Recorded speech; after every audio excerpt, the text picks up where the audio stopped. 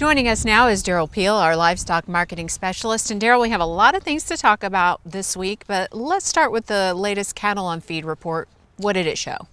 Well, this report came in a little bit unexpected in that the placements in March were a little higher than expected. It gives us an on-feed total for April 1st that's exactly equal to a year ago.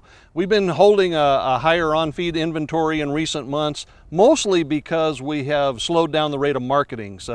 Placements, even though they were even with a year ago on this month, for the last several months they've been down. So we're actually putting less cattle in the feedlot, but they're coming out slower as well and maintaining those inventories. Now we're a third of the way through the year, which can kind of give you a time to pause and take a look back and see where we are.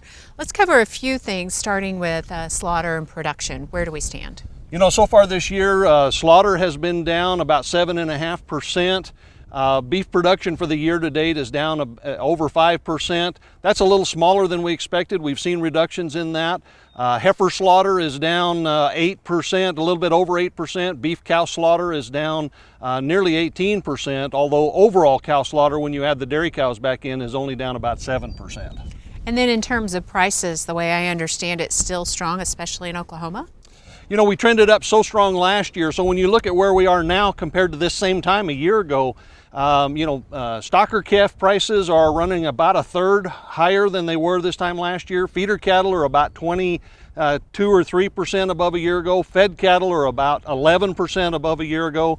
So we're well ahead of where we were this time last year, which means that, you know, even though at the end of the year we'll probably be about even with the high prices we had at the end of last year, we'll average higher for the whole year. Okay, and then finally, this plays into prices as well, the herd expansion and where we stand there in terms of rebuilding.